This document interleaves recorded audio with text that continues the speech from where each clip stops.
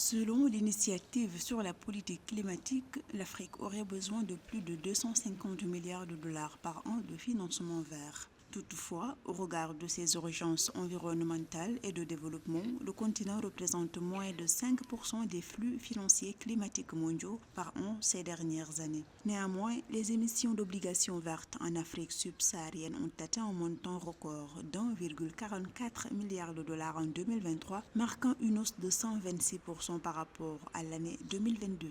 Les obligations vertes et des emprunts émis sur les marchés financiers par un émetteur. Cette obligation verte, qui est un instrument de la finance verte, devient un élément qui pousse les pouvoirs publics ou alors les entités susceptibles de bénéficier de ces instruments-là à se mettre à jour par rapport à l'exploitation de la nature. Si on va vers ce genre de projet, il est facile justement que vous obteniez assez de financement. Et au niveau de l'Afrique subsaharienne, on a fini par mettre sur pied deux groupes de projets. Le premier, c'est les projets qui séquestrent le carbone. Le deuxième groupe de projets, c'est les projets qui limitent les émissions de gaz à effet de serre. Cette croissance remarquable du marché des obligations vertes en Afrique subsaharienne devrait se poursuivre dans les années à venir, selon la Banque mondiale. Pour le compte de l'année 2023, l'Afrique du Sud reste l'émetteur le plus prolifique avec 900 millions de dollars d'obligations vertes. Vient ensuite le Gabon avec 500 millions de dollars émises et la Zambie qui a réalisé une levée de 53,5 millions de dollars d'obligations vertes.